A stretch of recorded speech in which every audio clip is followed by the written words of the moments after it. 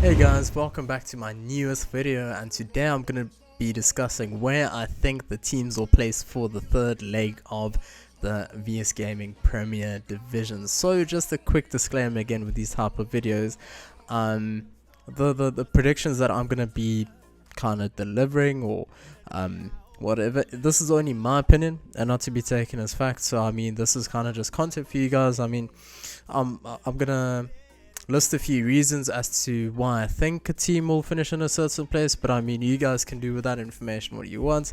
I just want to kind of get my thoughts out there, and it seems like you guys are interested because I mean, the last predictions video did really well, so very fortunate for that. But yeah guys, without further ado, we'll be getting right into this video. So at number 10, unfortunately, RIP XD. So it is a bit of a downer that XD got promoted to Prem and have now effectively disbanded. They were a team on the up for sure, and with Rogues, obviously the Nimble Conspire IGL at the helm, I had very high hopes then, but you know, due to life being a thing, they decided to break up and go their separate ways. But you know, that happens, it happens.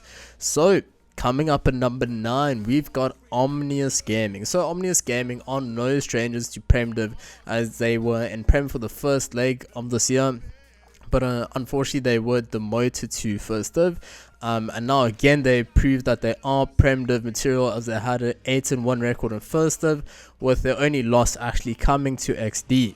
So I feel like OG are really yet to breach into, you know, Prem and label themselves as a true top 6 team.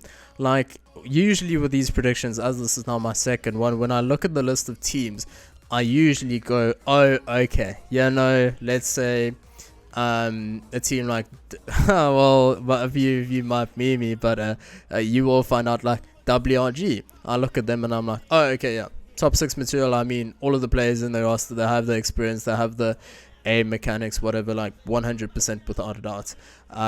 But with Omnius, I feel like they are getting there, they're just not quite there. And with their recent roster change as well, by taking out Vulcan, who was a very big part of their roster for a very long time. I think he was together with like Sledge and Devs and Synapse for over 2 years, if not longer now. So that is a really big change to make, and he's been replaced with Fisher, who comes from Zion, previously played for Prestige as well. So I mean, Fisher has a bit of experience now. He's played in Masters last year, he's played in Prem this year with Zion, and he's been performing really well. Now I just don't know what to think of this roster change, because I always felt that Vulcan was an excellent dynamic AWPer with a very high skill ceiling, and was definitely the AWPer most teams would run on their team. So now that he's been benched and replaced by a rifler, it does present a lot of question marks, like who's going to be replacing the AWPing duties. Will Fisher be able to adapt fast enough to life at OG? Because I mean, life at Zion and life at OG are two stark contrasts, so I don't really know if he's going to be able to adapt to the way Omnius Gaming plays CS as to the way that Zion played, and their style and whatever. And then the last one is, will Omnius Gaming to be able to fill the void that Vulcan has now effectively left in the server? Because I mean, maybe not as of recent, but he's always been putting up the numbers for Omnius. He's always been round about the top of the scoreboard, delivering the numbers, hitting the sick AWP shots, finding the entries. So it is a bit of a weird one to see him being replaced, but it happens. It's been done. It's confirmed. So we're just gonna have to wait and see what this means. So just because of all these questions around the OG roster, the other 4 players are quite proven, but it's just Fisher is a good pickup for me, but for him to be replacing Vulcan is just a weird one, because you would expect that it's a like for like AWPer replacing an AWPer, not a rifler replacing an AWPer. And now there's a bit of a weird like thing of, oh okay, now who's gonna be AWPing, you know? And therefore my prediction is for them to place 9th, which is effectively last, but we'll just say 9th. just because of all the question marks around their roster. But the player to watch out for in this Omnius roster will definitely be Cloudy, especially if he takes over the AWPing duties from Vulcan. He could potentially be that star player for Omnius Gaming this leg, and he's definitely one to watch out for. So now in 8th spot we've got GAK, and GAK are an exciting prospect for me. I mean, they've been on an upward trajectory so far this year, coming all the way from 2nd, that's where they started, and now we're in the last leg of the year and they've made it to Prem. So they basically placed first and first, 2nd, placed I think first and first as well. I'm not 100% on that. No, they lost to Akasi, so they placed 2nd. And then they got promoted to Prem, so they've really been going on the up, and it is quite an achievement and something that they should 100% be proud of. GAK also then obviously had a record of 8-1 in the first of, with their only loss coming to Ikasi, as I did mention. But this was the old GAK with Zon, previously known as Horizon. He's kind of rebranded to Zon, and this new GAK now who will be competing in Prem have brought in God's Not Dead to replace Zon. So in my opinion, this roster change will greatly improve GAK, as God's Not Dead has been competing at a high level for a number of years now, most notably with the ex-Royalty then turned Big 5 roster, where they were arguably at the end of 2020 a top 5 team for sure. I mean, if you're just thinking back to the Doobie, EXE, Leggy, God's Not Dead days, then I mean that's a pretty considerable roster, and something like you're going up against and you're going to be like, whoa, this is going to be a tough one. And they were definitely putting up the numbers against teams like your Dynamics and even ATK, but not really, because I mean ATK were just a bit too far apart from anyone in the scene. So yeah, but not to digress too much. So in God's Not Dead, you not only have fragging power, but you have experience and also someone who can fill multiple roles, such as your IGL role, support, or entry. I mean, it's gonna provide GAK with a lot of options as to what they want him to do. Do they want him to just go full on, you know, you do you go shine, you go drop 30s, or do they want him to be, you know, that cool, calm, collective guy of saying, I've got all this experience, I've played at the very top, and I've played and performed very well at the very top. Now, is he gonna kind of take that more mature role of saying, okay, I'm gonna be your more IGL support role, and maybe setting up players like your Dazzos or your Hoppers, or, you know, those type of players. So I think this will greatly benefit GAK, and I think the addition will make them a stronger team at the end of the day. And I think with this addition, they will be able to beat Omnius Gaming, because I mean, between 8th and 9th, you're really looking, will the other one team beat the other team? And I just feel like God's Not Dead is definitely a stronger pickup than Fisher is. And there's not a lot of question marks around God's Not Dead. There's more positive question marks as to like, he can fill this, which is going to suit our system the best, you know. So it also then goes without saying that God's Not Dead might be their star player, but as I've also mentioned, I mean, he can fill a multitude of roles. He can set up your players like your Dazzos, your Hoppers, your Dizzies, you know, those type of plays, your Zane Insanes. So it's really just gonna all be up to time telling us what's gonna be happening. So now, again, guys, you should be used to this by now. It's the second time. I'm gonna drop a bombshell now, and you guys, a lot of you will disagree with me, but just before you see this, I'll just say that the number 7 and number 5 team, I could literally switch them around, and it was so difficult for me to actually choose between the two. So I'll quickly obviously go into who's number 7, and then when I'm discussing the number 5 team, I'll kind of say like, oh, okay, but if you're looking at this versus this, then, you know, it could go more to the number 5 team's way. So it's going to be Sinister 5, and I know I'm going to get a lot of like question marks for this and going like, what?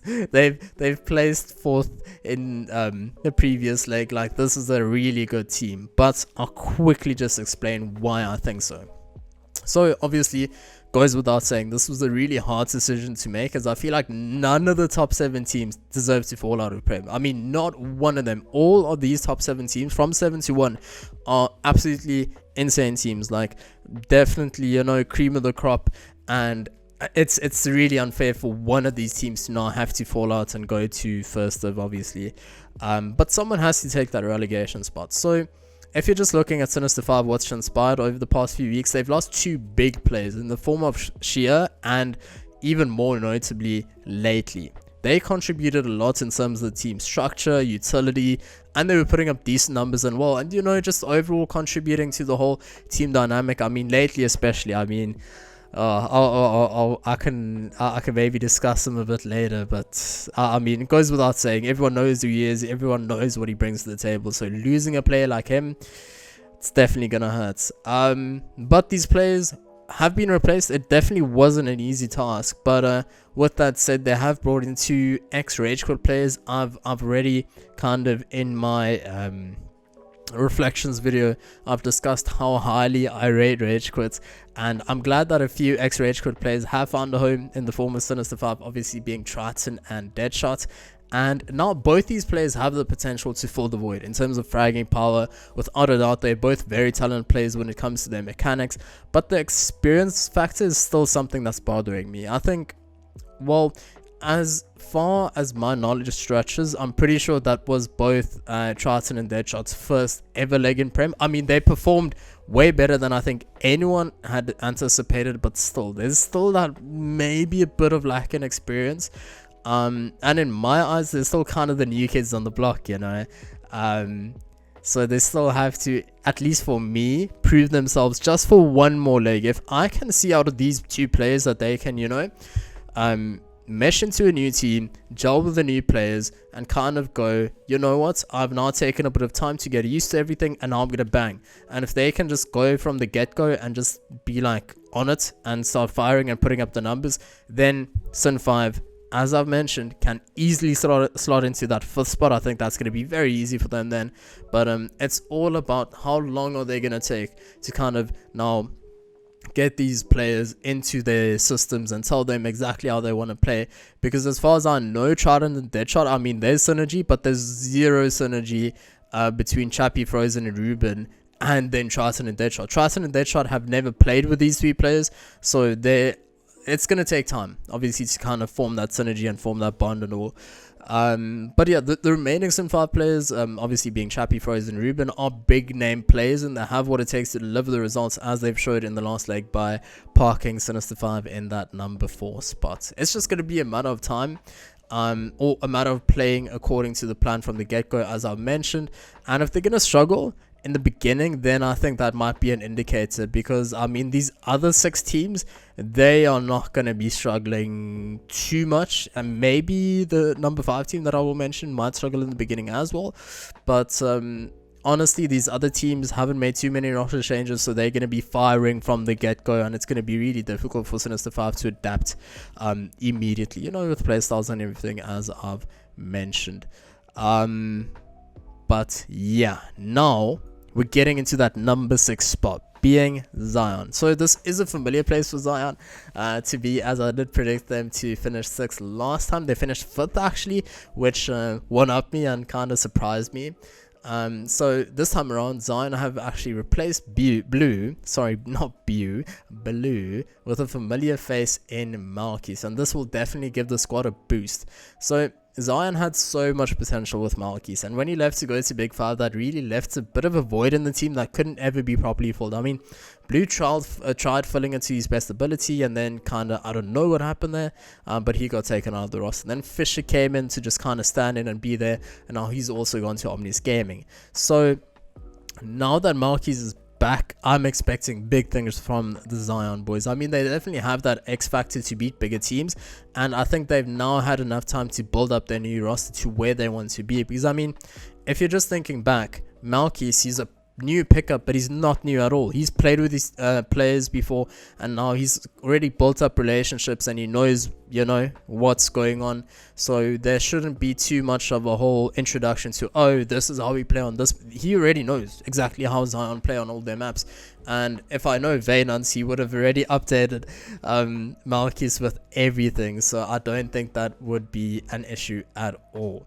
And I am quite excited to see where they will finish this leg. I am pretty sure that they will finish top 6.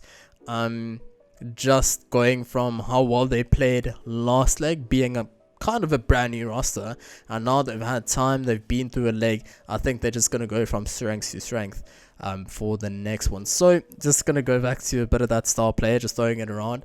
Definitely Vaynant is one to watch out for. I've made it publicly known a few times that he is definitely one of the best up and coming players, young talents, and I can really see him taking Zion far with the way that he's playing and all the work that he's putting in. As the saying goes, hard work always pays off. So now we're going to be getting into number 5. So again, bit controversial because I put Sin 5 at 7. So number 5, it's going to be Ikasi, and damn, I'm excited about Ikasi, man. They've just been, I know a few of you might be surprised because they've just been promoted from First Div, and I've put all the other teams that have been promoted from First Div kind of in the relegation zone. So this might be a bit weird. So I'll quickly explain why. Because Sin 5 made changes with replacing 2 new players, Ikasi as well.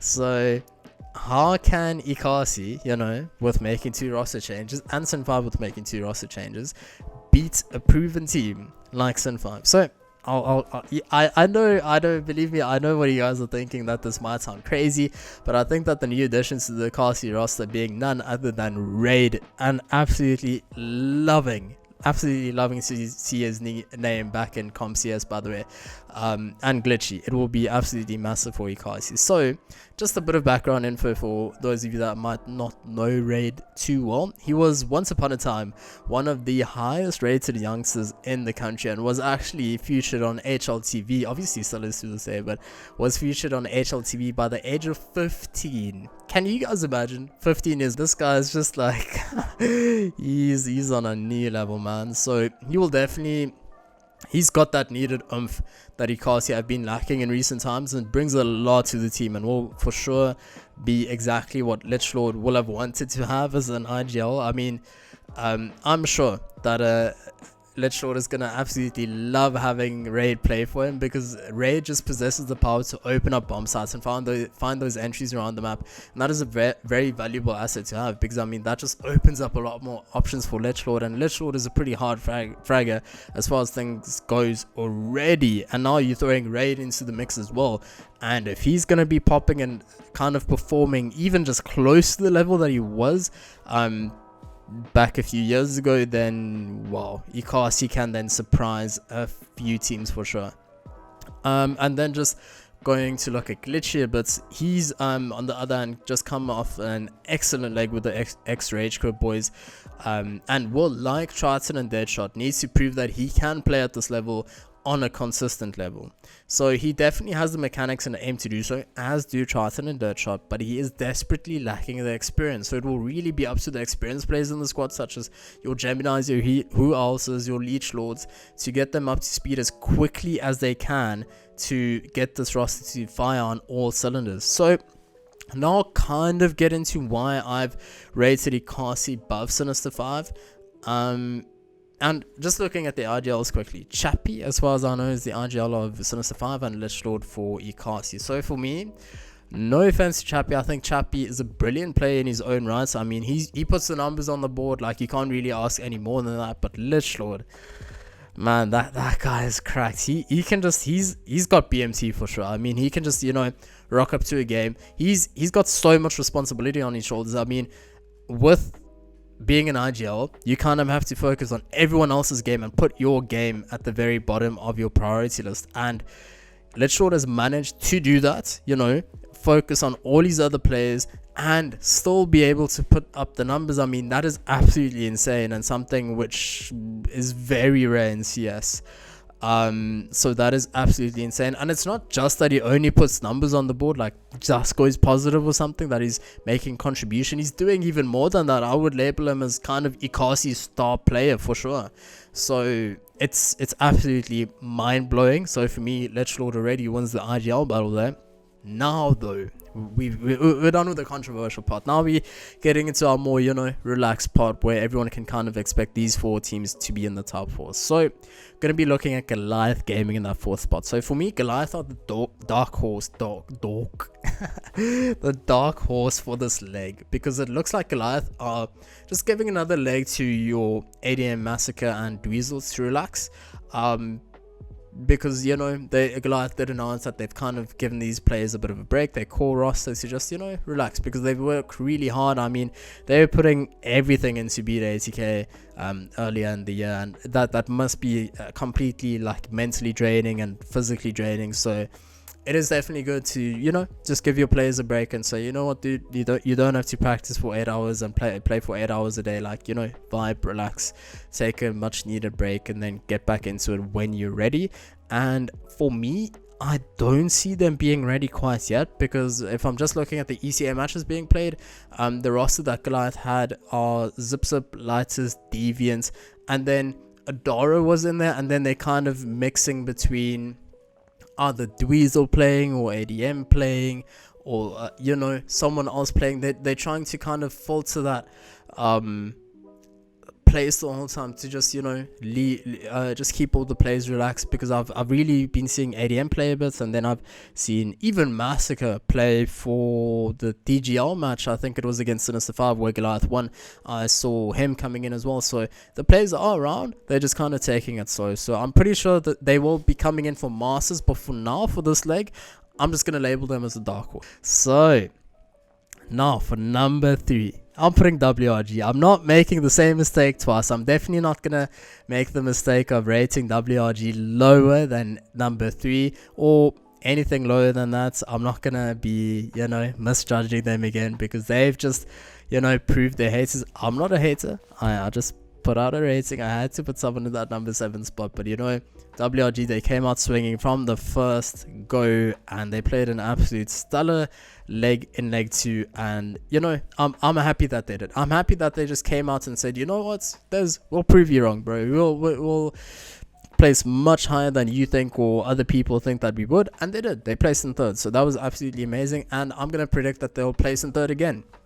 Because I mean, just looking at the younger players in the squad, such as Falls and Zox, they've greatly benefited from playing in an IGL like PND, who basically knows all there is to know around Counter-Strike, and has really guided them, not guided them, I don't know what guided them means, but guided them to grow at a rapid pace into more intelligent players. So now you've got players with already gifted mechanics, and now you've got that coupled up with intelligence and game knowledge and experience, and that forms a very deadly combination. So for me, Falls and Zox are in essence the dynamic duo for WRG. If those players are stepping up and making the intelligent decisions that they need to make, then that's basically gonna solidify that number 3 spot for WRG.